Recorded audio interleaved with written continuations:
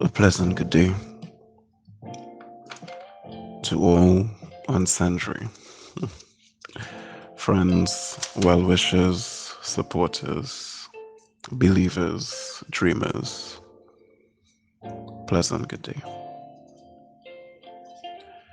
Welcome to the Tuesday edition of Richard Rant's. Today will just be a bit of Richard's thoughts.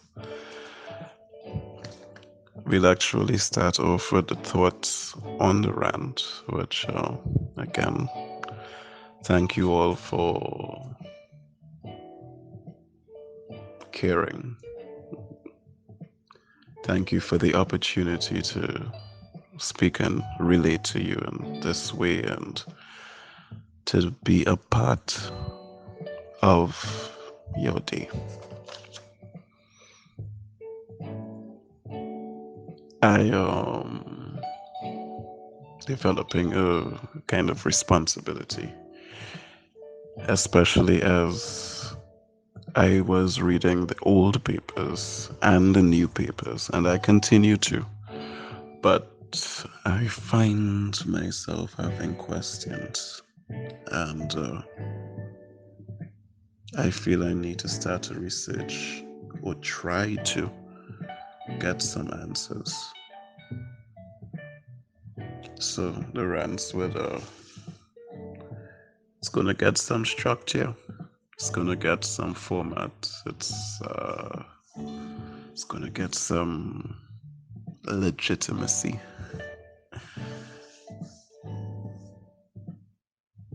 All inspired by and for you. So again, thank you.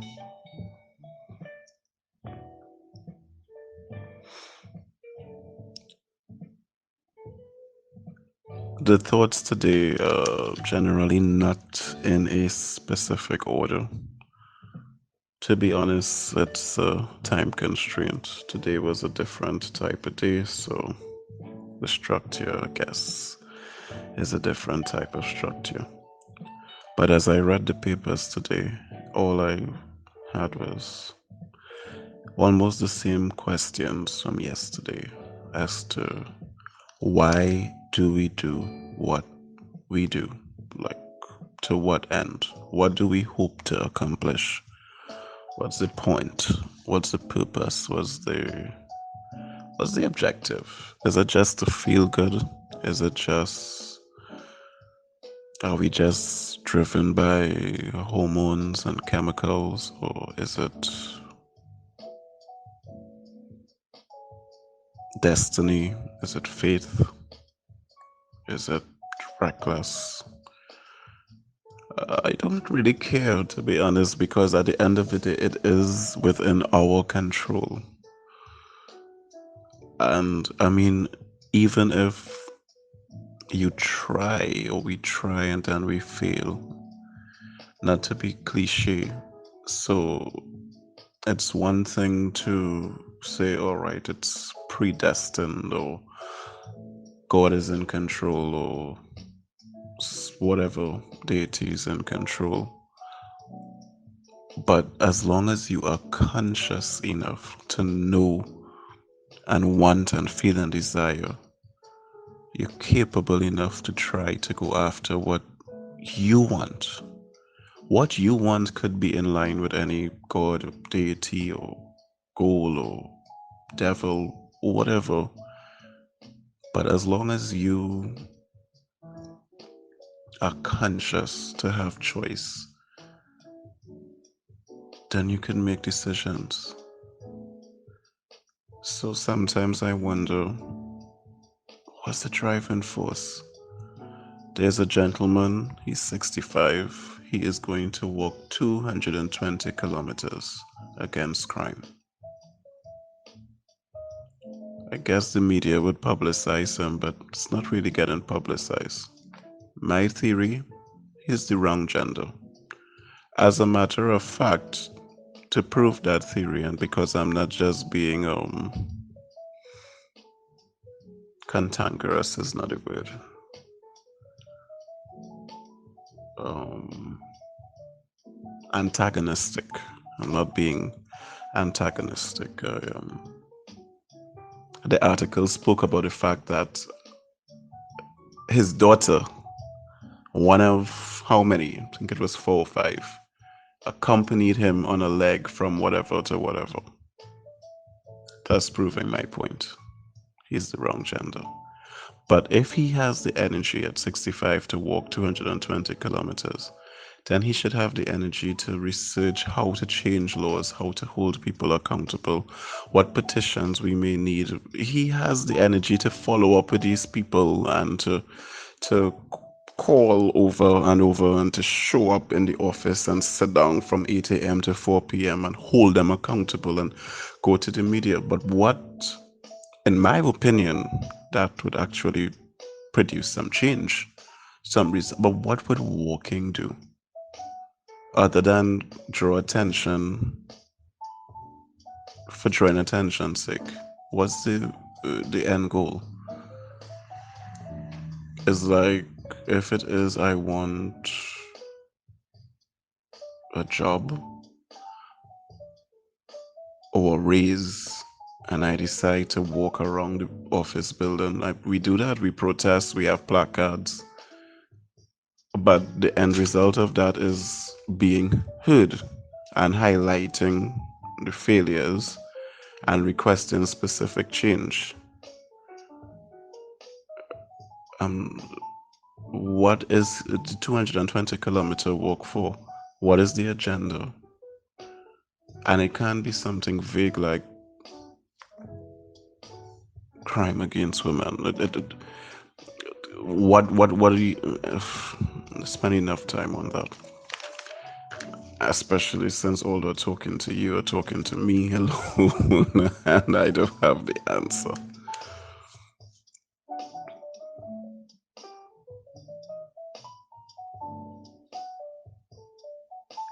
I don't have the answer for that one.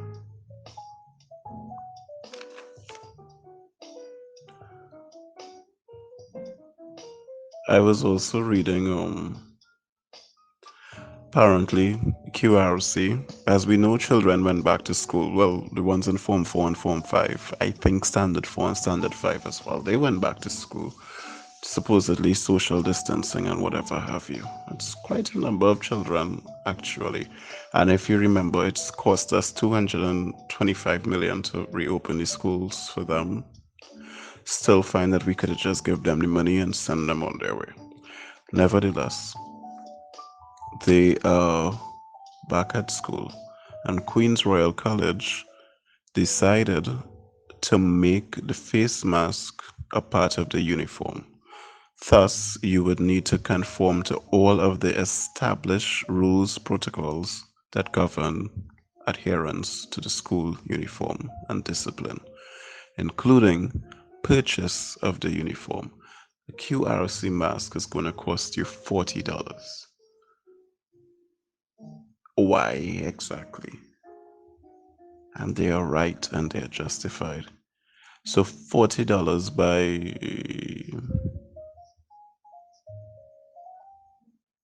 Form 4 and Form 5, they should have, let's say, maybe 1,000 pupils. Because only because 2,000 sounded like real plenty, 2,000 sounded like too much. But common sense, let's just say 30 people, 5 classes. Also, that's only about 300 students then, possibly, maybe 6. All right, let's say 500 students by 40. 5 fours are $22,000, just like that. No, sorry, 500 by 40. $20,000, just like that. Hmm.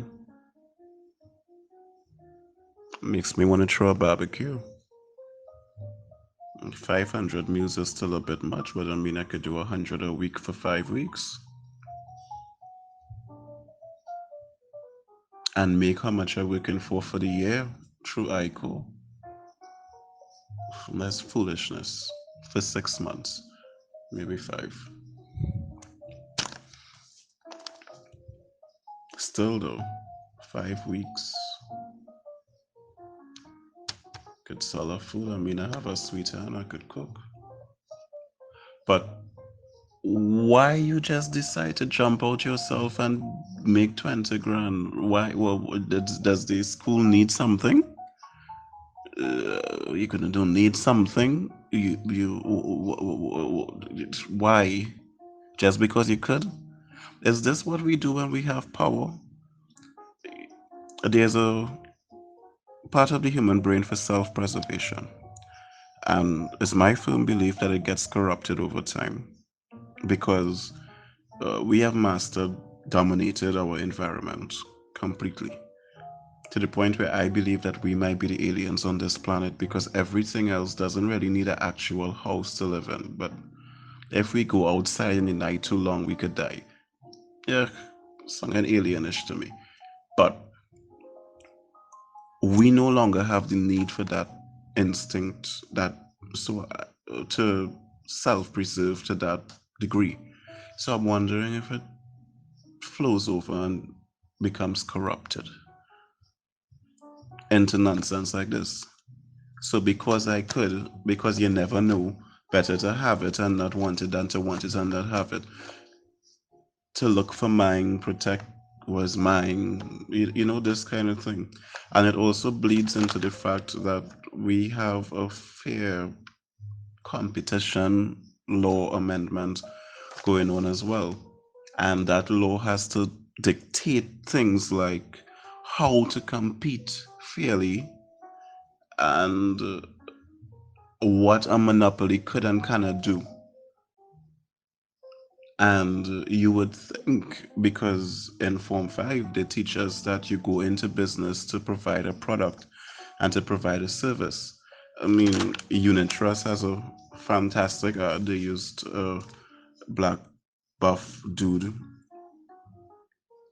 in an apron to advertise that they have a product to help you scale up your business.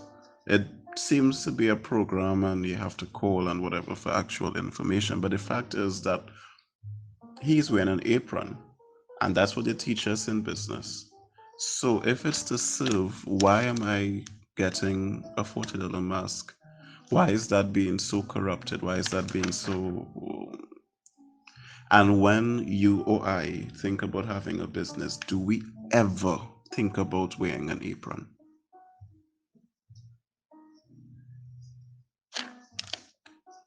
Just thoughts today. Just thoughts. The H-car taxi drivers wrote to the minister because they want changes. They want a H-car license plate to be somehow highlighted, somehow modified so that it could be seen. Um, I don't know. I think the H is sufficient. But they also have other grouses and grievances, mainly because age taxis are prohibited from certain roads. Whereas if you hire a P taxi, hey, hey, so they would like to be free to roam wherever they want. Now, my thought on that is that the reason why they are prohibited is to help balance the traffic. And technically, if they were going into business, self employment for themselves to actually prepare a service, then the service will be based on demand and they would want to supply. But it's not. If it was, then you wouldn't have trouble finding a taxi every time it rained because they don't want to get the seat wet. They would have seat covering. You wouldn't have an issue finding a taxi to go on the route that they're supposed to be working on because they figure out that they could get you to pay twice if it is you go into the end of the route. Um, it wouldn't have the need for people to be so frustrated that they just want to purchase their own vehicles and not to deal with them. It wouldn't have the need for the PCAs. But We don't see things that way. What we do actually see is that I have my car. These are the unjust things that are being done to me. I want somebody to fix it. I want somebody to save me. And are we all guilty of that rubbish?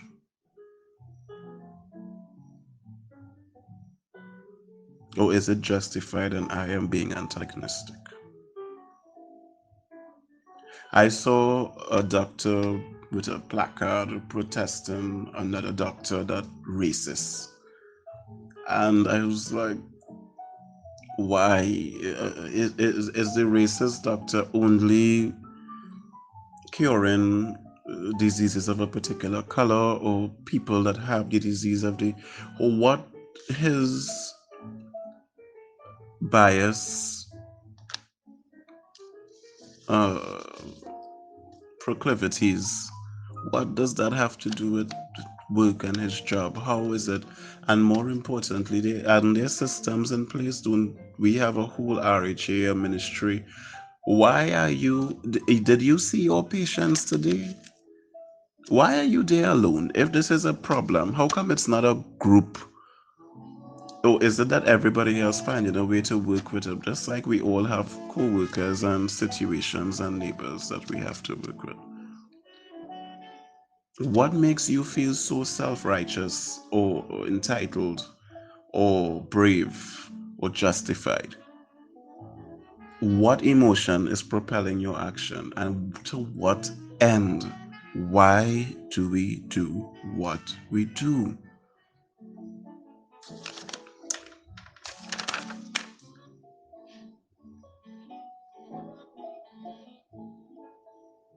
I just don't have answers for these.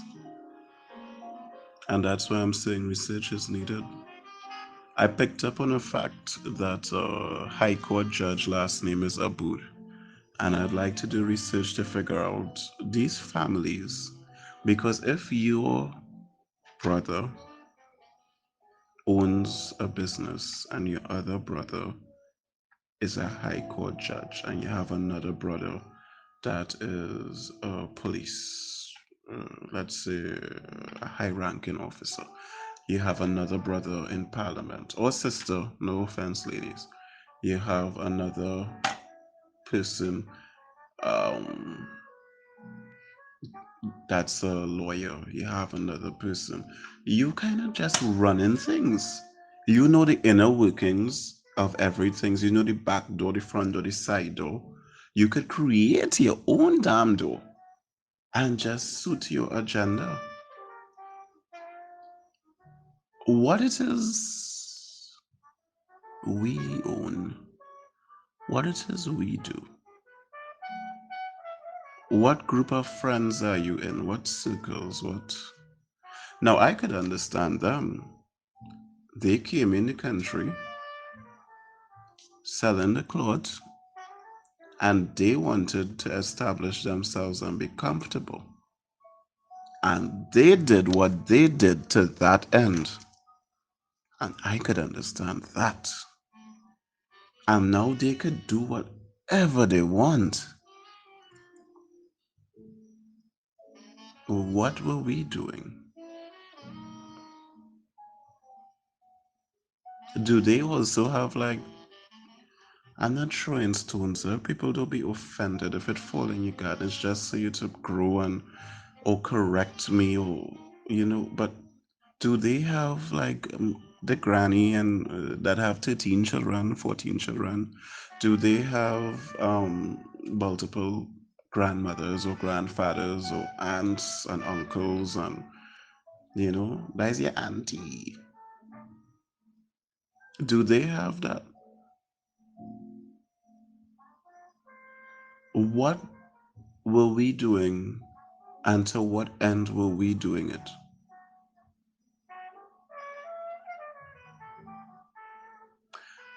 The article with Abud wasn't very stimulating.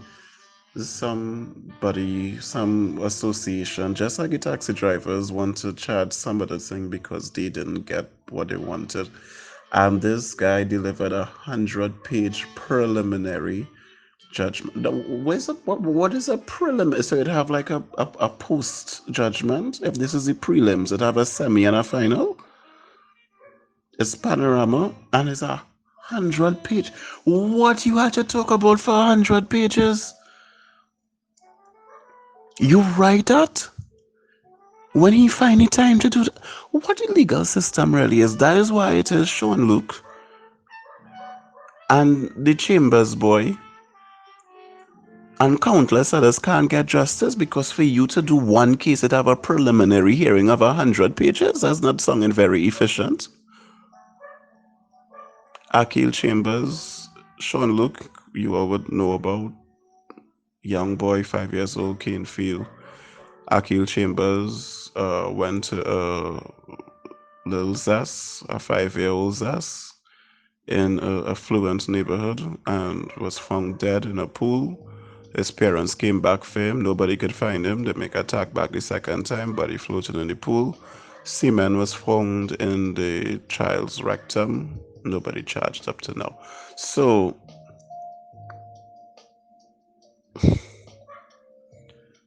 if it is you had to deliver 100 pages per case, where all these trees and all coming from? This electronic only? Is it? I'm moving on. I'm moving on. Uber in the business section. Their business contracted and they lost $2 billion. But Uber Eats rose by 300%. My question is, how is it that a multi-billion-dollar company could not make it in Trinidad? How did a multi-billion-dollar company pull out of Trinidad? And how did we let that happen?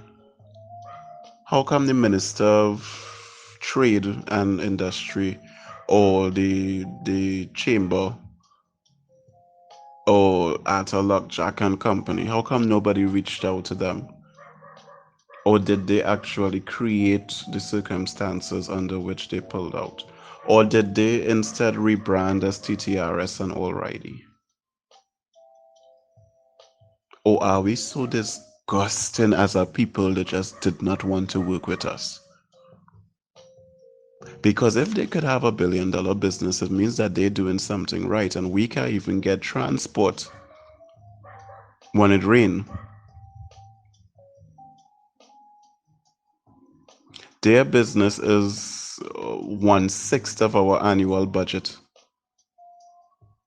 and they're making that in a quarter. So it's actually more like, let's say they make 3 billion because each figure was 1 point something for each leg of their business. So let's say they make 3 billion a quarter. 4 threes are 12 billion. Our economy is a $60 billion economy. 12 fives are 60. All right, and that is it. Is that two again, maths, and now my head hitting me. 12 out of 60, 20%. One company making 20% of our annual budget.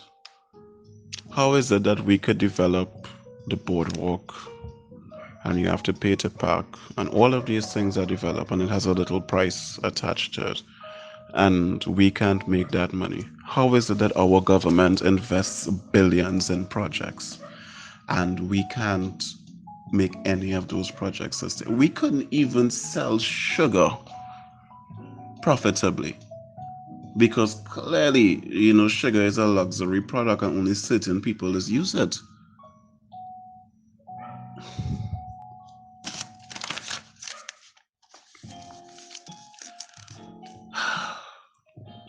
I saw an article in the newspaper. They talk about the first woman to be abducted and disappeared. The first cold case kidnapping of a female. It was 36 years ago. And again, I'm wondering, what was the purpose of printing that article? To what end? They say that the media is not supposed to pick sides. It's a reflection of society and it just reflects. and they must not be coerced. They must be free. Freedom of the press. But then you're doing reports like this instead of the ones that I talking about in this rant with my common sense. But I think your job is to provoke, excite, incite, destabilize for the highest bidder. It could be to excite and exploit people so that they read the paper so that you can get advertising revenue. Or it could be to show your power so that people will buy your influence through the back door. But this has nothing to do with me. Why? Apparently, according to Uncle G, I love him, but every time he in the papers, it kind of upsets me because he's telling me that it only have 1,056 gang members in Trinidad and Tobago, and they are dispersed over 136 gangs. So that's less than 20 people per gang. All right, no problem. You telling me all them police you have, and you can't deal with 1,056 gang members in total? What are you telling me this for? Why are you supposed to really do with this information? Fire you? Slap you? Have a coup? None of it adding up.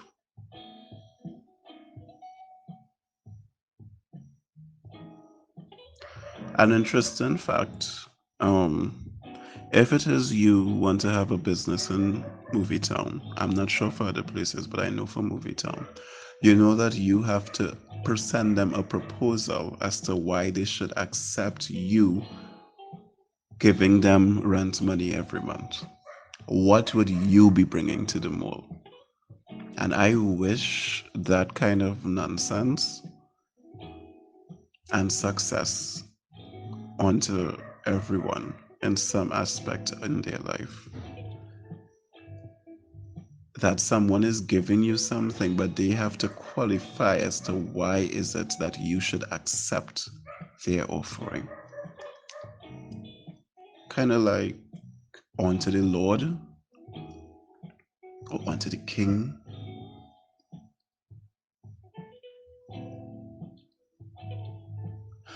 But don't get it twisted.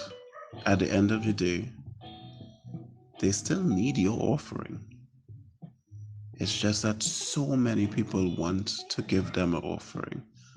They have to do what is best for everybody and be responsible. So I also wish that when you are in this position, that you get that level of clarity. And it doesn't make you conceited.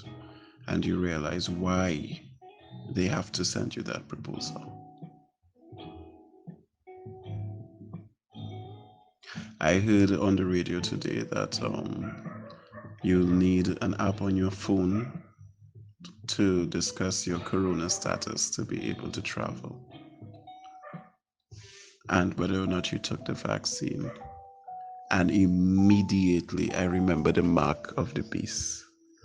I personally always thought it was cell phones, but I'm wondering if it's corona. And it was just a guilty, naughty, cantankerous thought. But then there's a big article in the papers about how the Seventh-day Adventist Association urging members to go and take the vaccine and telling them it's not the mark of the beast. I think we focus too much on what is the mark of the beast, what is wrong, what is the devil, what to stay away from, instead of what is right. What is the mark of God, or what God will do. Because if it is you believe that good overcomes evil, then it really doesn't matter what evil you do or stumble into, because good will overcome it.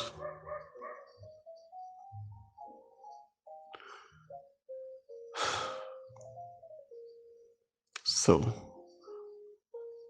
this one was a little bit long, think I was a little bit sleepy, just a little bit for this one, because it was a long day and there were so many thoughts. But I thank you for listening. And I don't think this one was particularly comical because I really didn't have much opinions. It's really just why do we do what we do and to what end? I do this because it adds value to you, be it entertainment, amusement, education, thought provoking, stimulation, and that's my only reason, really. I'm alive. I try to do positive,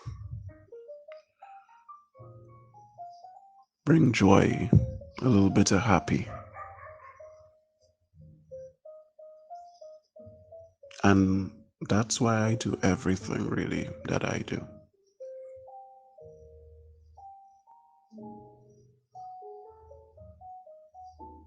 including wanting financial independence, is so that I wouldn't have to put up with foolishness and I could spend my days helping make things better